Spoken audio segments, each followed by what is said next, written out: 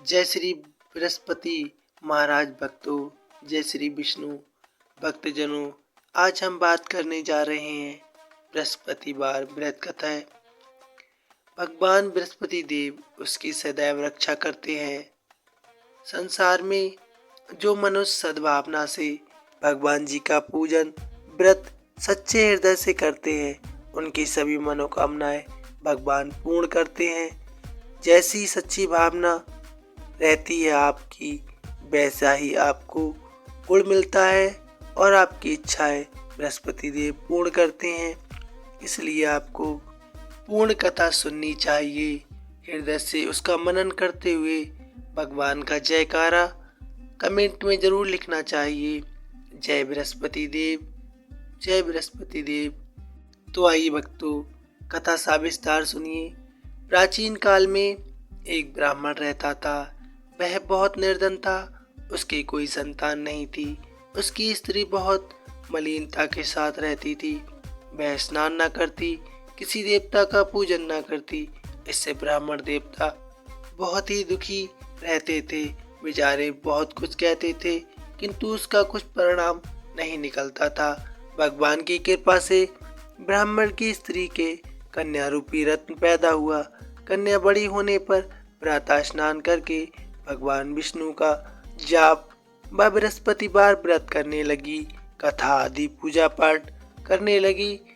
उसके बाद वह विद्यालय जाती, अपनी मुट्ठी में जौ भर के ले जाती और पाठशाला के मार्ग में डालती जाती। अब ये जौ स्वर्ण के जौ हो जाते और लौटते समय उनको बीनकर घर ले आती थी। एक दिन भक्तजनों, वह बाल का सूप में उसे सोने के जौ जो थे फटक कर साफ कर रही थी कि उसके पिता ने देख लिया और कहा, हे बेटी, सोने के जौ के लिए सोने का सूप होना चाहिए। दूसरे दिन बृहस्पतिवार था। इस कन्या ने व्रत रखा और बृहस्पति देव से प्रार्थना करके कहा, मैंने आपकी पूजा सच्चे मन से की है, तो आप मेरे लिए सोने का सूप दे दो। बृहस्पति देव ने उसकी प्रार्थना स्वीकार कर ली। रोजाना की तरह वह कन्या जौ फैलाती हुई जाने लगी। जब लौटकर जौ बीन रही थी तो बृहस्पति देव की कृपा से सोने का सूप मिला। उसे वह घर ले आई और उसमें जौ साफ करने लगी, परंतु उसकी माँ का वही ढंग रहा। एक दिन की बात है कि वह कन्या सोने के सूप में जौ साफ कर रही थी। उस समय उस शहर का राजपुत्र वहां से होकर निकला। इस कन्या के रूप और कार्यों को देखकर मोहित हो गया तथा अपने घर आकर भोजन तथा जल त्याग कर उदास होकर लेट गया। राजा को इस बात का जब पता चला तो वह अपने मंत्री के साथ उसके पास गए और बोले, हे बेटा, तुम्हें किस बात का कष्ट है? किसी ने आपका अपमान किया है अथवा और कोई कारण है? सो आप कृपा करके हमें बताइए, मैं अवश्य उस कार्यों को करूँगा जिससे तुम्हें प्रसन्नता होगी। मुझे आपकी कृपा से किसी बात का दुख नहीं है पिताजी। किसी ने मेरा अपमान नहीं किया है, परंतु मैं उस लड़की से विवाह करना चाहता हूँ जो लड़की सोने के सूप में जौ साफ कर रही थी।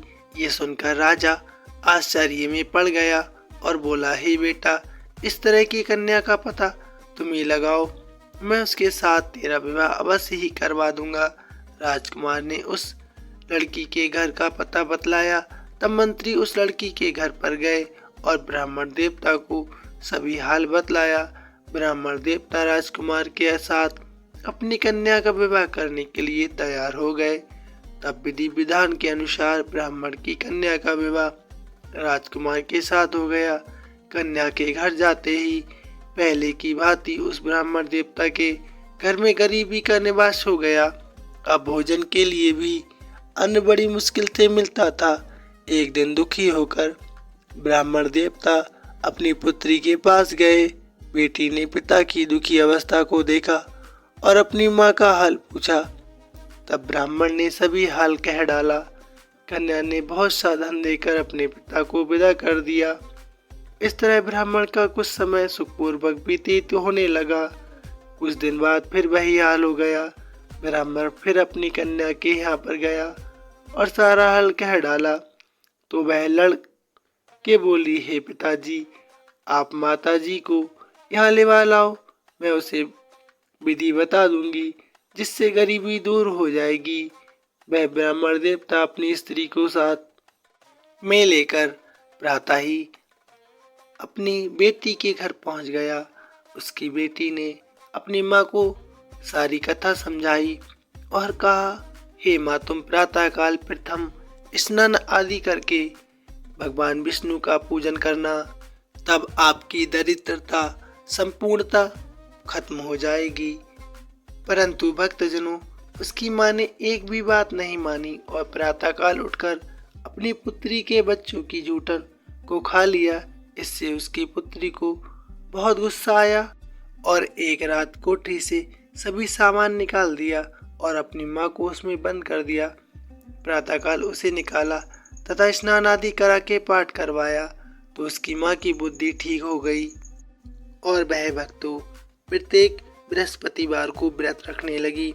इस व्रत के प्रभाव से उसके माँ बाप बहुत ही धनवान और पुत्रवान हो गए और बृहस्पति देव जी के प्रभाव से इस लोक के सुख भोग कर स्वर्ग को प्राप्त हुए।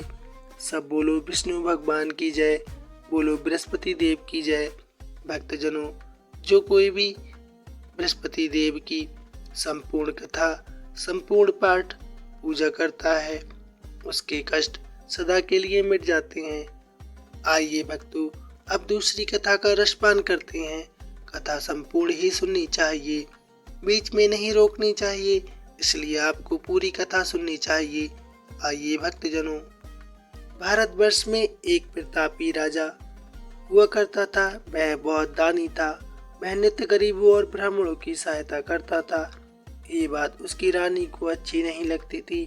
वह ना ही गरीबों को दान देना चाहती थी, ना ही भगवान का पूजन करना चाहती थी। वह राजा के दान देने को मना करती थी और वह उससे तंग आ गई थी। एक दिन राजा शिकार खेलने वन में गए। तब रानी महल में अकेली थी। उसी समय बृहस्पति देव साधु वेश में राजा के महल में भिक्षा के लिए आए। भिक्षा मांगी।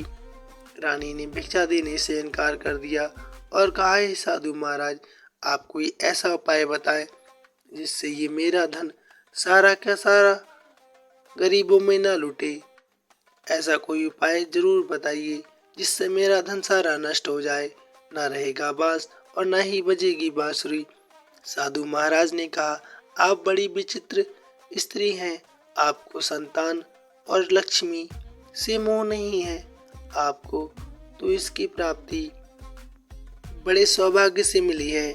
आप ऐसा करो कि आप ये गरीबों में दान करो, शादी विवाह कराओ, धर्मशाला खुलवाओ, मुसाफिरों के लिए प्याऊ लगवाओ इत्यादि विवाह करवाओ कन्याओं का।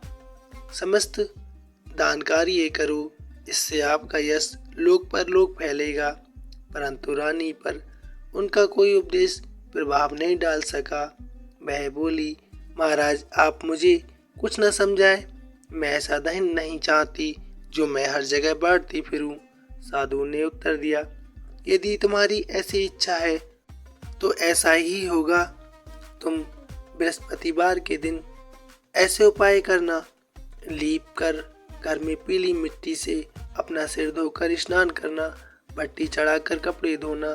ऐसा करने से आपका सारा धन नष्ट हो जाएगा। इतना कहकर साधु महाराज आलोप हो गए।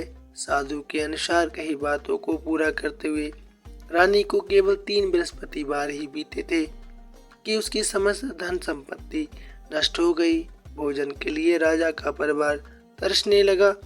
तब एक दिन राजा ने रानी से बोला कि हे रानी, तुम यहीं रहो, मैं दूसरे देश जाता हूँ, क्योंकि यहाँ पर सभी लोग मुझे जानते हैं, इसलिए कोई छोटा कार्य कर नहीं सकता। ऐसा कहकर राजा दूसरे देश चला गया। वह वहाँ जंगल से लकड़ी काट कर लाता और शहर में बेचता। इस तरह अपना जीवन व्यतीत करने लगा। इधर राजा के परदेश जाते ही रानी और उसकी दासी दुखी रहने लगी। एक बार जब रानी दासी को 7 दिन तक बिना भोजन के रहना पड़ा तो रानी ने अपनी दासी से कहा, हे दासी, पास ही के नगर में मेरी बहन रहती है, वह बड़ी धनवान है, तू उसके पास जा वह कुछ न कुछ मदद अवश्य करेगी। दासी रानी की बहन के पास गई। उस दिन गुरुवार था और रानी की बहन उस समय भगवान की पूजा कर रही थी अथवा कथा सुन रही थी। दासी ने रानी की बहन को अपनी रानी का संदेश दिया, लेकिन रानी की बड़ी बहन ने कोई उत्तर नहीं दिया। जब दासी को रानी की बहन से कोई उत्तर नहीं मिला तो वह दुखी मन से वापस लौट आई और क्रोध में आकर दासी ने अपनी रानी से कहा कि आपकी बहन ने कोई उत्तर नहीं दिया और अपने भाग को कोसने लगी। उधर रानी की बहन ने सोचा कि मेरी बहन की कोई दासी आई थी, परंतु उससे मैं कुछ नहीं बोली। इससे वह बहुत दुखी हो गई। कथा सुनकर और पूजन समाप्त करके वह अपनी बहन के घर गई और कहने लगी, हे बहन, मैं बृहस्पतिवार का व्रत कर रही थी अथवा कथा सुन रही थी। तुम्हारी दासी मेरे घर आई, परंतु जब तक कथा होती वह वापस लौट आई, क्योंकि कथा के बीच में न ही बोलते हैं न ही कथा को अधूरा छोड़ते हैं, इसलिए मैं कोई उत्तर नहीं दे पाई। बताओ बहन, आपको क्या कार्य है? आपने दासी को क्यों भेजा? तब रानी बोली, बहन, तुमसे क्या छुपाऊं, हमारे घर खाने के लिए अनाज भी नहीं है। ऐसा कहते रानी की आंखें भर आईं। उसने दासी समेत पिछले 7 दिनों भूखे रहने तक की बात विस्तार पूर्वक सुना दी। रानी की बहन बोली, देखो बहन, भगवान बृहस्पति देव सबकी मनोकामना पूर्ण करते हैं। देखो, शायद तुम्हारे घर में अनाज रखा हो।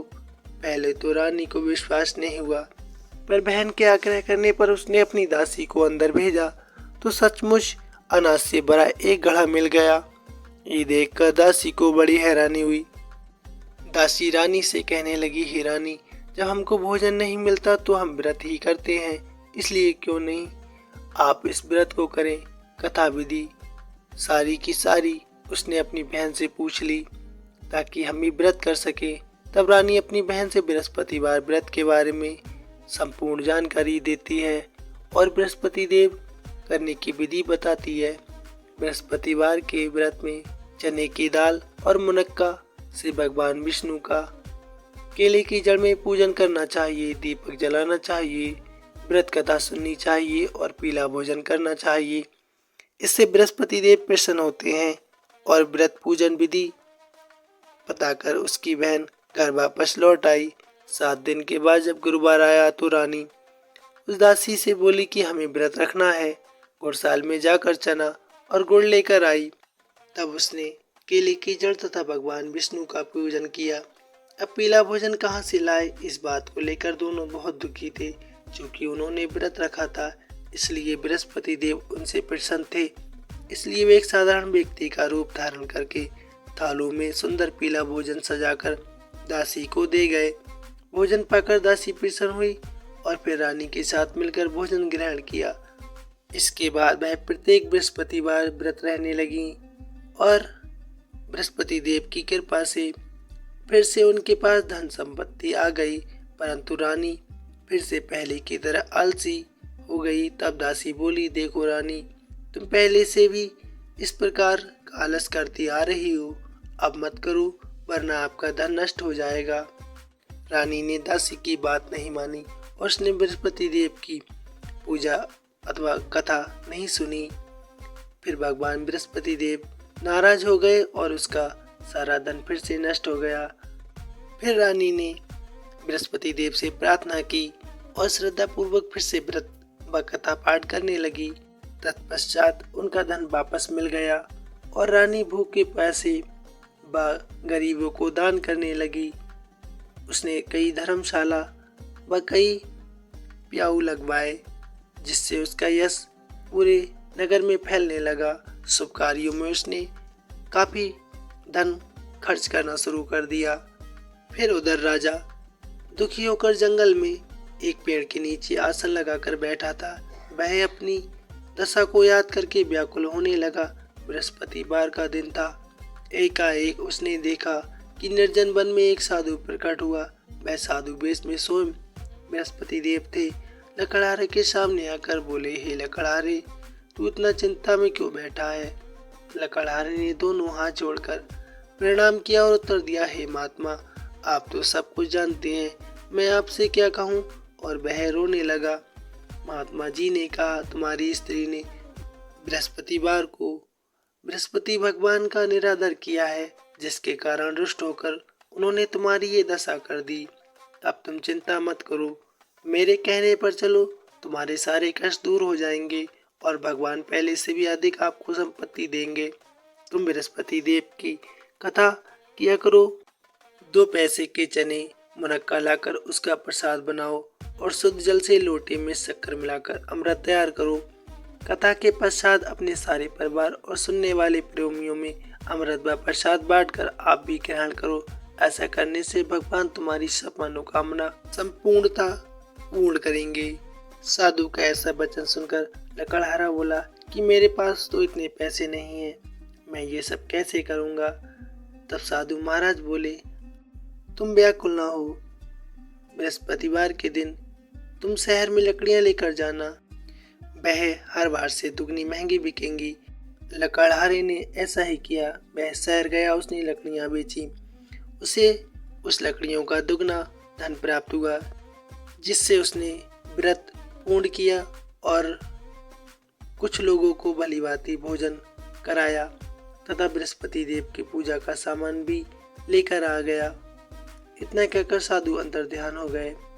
धीरे धीरे समय व्यतीत होने पर अगला बृहस्पतिवार आया। राजा ने सोचा, मेरे तो कष्ट दूर हो गए हैं, मैं अब व्रत नहीं करूँगा। ऐसा करने पर वह व्रत को भूल ही गया। इसी कारण बृहस्पति देव भगवान नाराज हो गए। उस दिन उस नगर के राजा ने विशाल यज्ञ का आयोजन किया तथा शहर में ये घोषणा करा दी कि कोई भी मनुष्य अपने घर में भोजन न बनावे, न आग जलावे, समस्त जनता मेरे यहाँ भोजन करने आवे। इस आज्ञा को जो नहीं मानेगा उसे फांसी दी जाएगी। इस तरह की घोषणा संपूर्ण नगर में करवा दी गई। राजा की आज्ञा अनुसार समस्त प्रजा ने भोजन कर लिया। अंत में राजा ही रह गया। वह कुछ देर से वहां पहुंचा, तब राजा ने उसे अपने घर पर लेवा लिया और भोजन करा दिया। तब रानी की दृष्टि उस खूंटी पर गई जिस पर उसका हार टंगा था। उसने देखा कि अंत में यही मनुष्य आया है, इसने ही लगता है मेरा हार चुरा लिया है। उसने सिपाहियों से कहा, इसे बंदी बना लो और कारागार में डाल दो। जब लकड़हारा कारागार में पड़ गया और बहुत दुखी होकर विचार करने लगा कि ना जाने मैंने पूर्व जन्म में कौन से कर्म किए हैं, ये दुख प्राप्त हो रहा है। उसी साधु को याद करने लगा जो उसे जंगल में मिला था।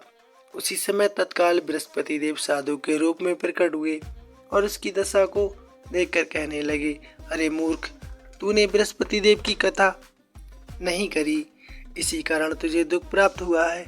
अब चिंता मत कर, बृहस्पतिवार के दिन कारागार के दरवाजे पर तुझे 4 पैसे पड़े मिलेंगे, उनसे तू बृहस्पति देव की पूजा करना, तेरे सभी कष्ट दूर हो जाएंगे।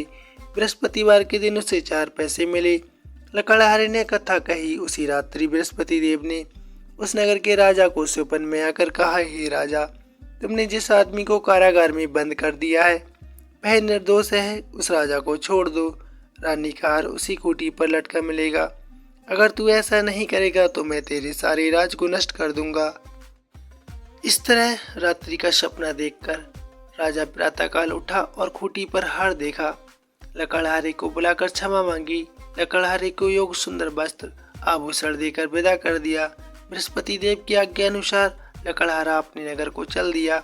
जब राजा अपने नगर के निकट पहुंचा तो उससे बड़ा आश्चर्य हुआ। नगर में पहले से अधिक बाग, तालाब, कुएं तथा बहुत सी धर्मशाला, मंदिर आदि बन गई थीं। राजा ने पूछा, ये किसका बाग और धर्मशाला है? तब नगर के लोग कहने लगे, ये सब रानी और बांदी के हैं। तो राजा को आश्चर्य हुआ और गुस्सा भी आया। जब रानी ने ये खबर सुनी कि राजा आ रहे हैं तो उसने बांदी से कहा, हे दासी, देख राजा हमको कितनी बुरी हालत में छोड़ गए थे। हमारी ऐसी हालत देखकर वह वापस न लौट जाएं, इसलिए तू द्वार पर खड़ी हो जा। आज्ञा अनुसार दासी द्वार पर खड़ी हो गई। राजा आए और दासी उन्हें अंदर ले आई। तब राजा ने क्रोध में आकर अपनी पत्नी से पूछा, ये धन तुमने कैसे प्राप्त किया? तब उन्होंने कहा, हमें ये सब धन बृहस्पति देव के व्रत के प्रभाव से प्राप्त हुआ है। राजा ने निश्चय किया कि 7 रोज बाद तो सभी बृहस्पति देव का पूजन करते हैं, परंतु प्रतिदिन मैं 3 बार कहानी तथा रोज व्रत किया करूंगा। अब हर समय राजा के दुपट्टे में चने की दाल बंधी रहती थी तथा 3 बार वह कहानी कहता था। एक रोज राजा ने विचार किया कि चलो अपनी बहन के यहाँ हो आवें। इस तरह निश्चय कर वह राजा घोड़े पर सवार होकर अपनी बहन के यहाँ चल दिया। मार्ग में उसने देखा कुछ आदमी एक मुर्दे को लिए जा रहे हैं। उसने उन्हें रोककर कहा कि हे भाइयों, मेरी कथा सुन लो। वे बोले, हमारा तो आदमी मर गया है, इसको अपनी कथा की पड़ी है। परंतु कुछ आदमी बोले, अच्छा कहो, हम तुम्हारी कथा भी सुनेंगे। राजा ने दाल निकाली और जब कथा आधी हुई तो मुर्दा हिलने लगा, और जब कथा समाप्त हुई तो वह राम राम करके मनुष्य उठ खड़ा हुआ।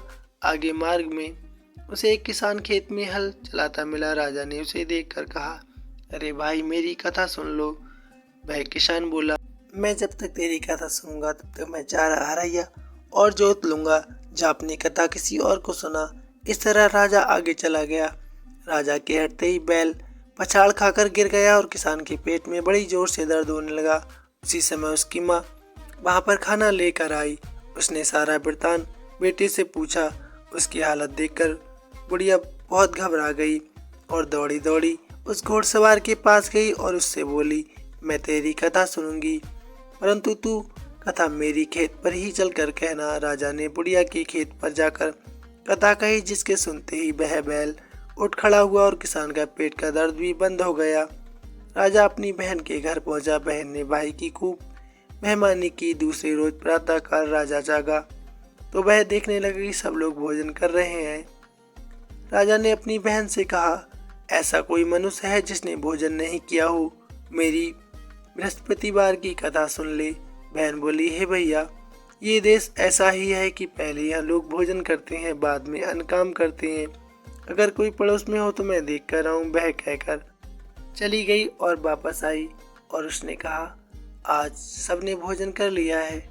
ऐसा कोई नहीं मिला, परंतु एक कुमार ऐसा मिला है जिसके घर पर एक लड़का बीमार है।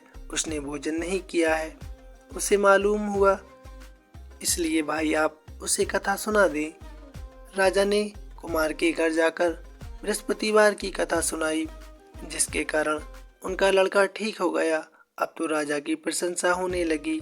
एक रोज राजा ने अपनी बहन से कहा, हम अपने घर जाएंगे, तुम भी तैयार हो जाओ। राजा की बहन ने अपनी सास से कहा। सास ने कहा, हाँ चली जाना, परंतु अपने लड़कों को मत ले जाना, क्योंकि तेरे भाई की कोई औलाद नहीं है।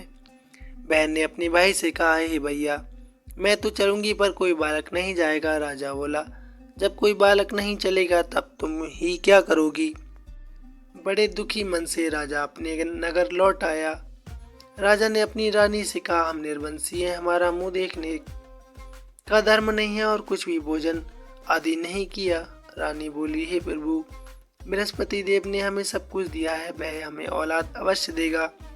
उसी रात बृहस्पति देव ने राजा से सपन में कहा, हे राजा उठ, सभी सोच त्याग दे, तेरी रानी गर्भ से है। राजा की ये बात सुनकर बड़ी खुशी हुई। 9वें महीने में उसके गर्भ से एक सुंदर पुत्र हुआ। तब राजा बोला, हे रानी, स्त्री बिना भोजन के रह सकती है, पर बिना कहे नहीं रह सकती। जब मेरी बहन आवे तो मुझसे कुछ नहीं कहना। रानी ने सुनकर हाँ कर दिया।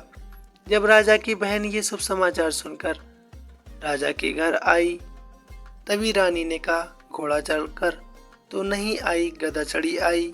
राजा की बहन बोली, भाभी, मैं इस प्रकार अगर ना कहती तो तुम्हें औलाद कैसे मिलती? बृहस्पति देव ऐसे ही हैं, जैसी जिसके मन में कामना होती है सभी को पूर्ण करते हैं। जो सद्भावना पूर्वक बृहस्पतिवार का व्रत करता है एवं कथा पढ़ता है अथवा सुनता है, दूसरों को सुनाता है, बृहस्पति देव उसकी सभी मनोकामना पूर्ण करते हैं। भक्तों, प्रेम से बोलिए, जय बृहस्पति देव, जय भगवान विष्णु। दोस्तों, कमेंट में अवश्य लिखना, जय भगवान विष्णु, जय बृहस्पति देव।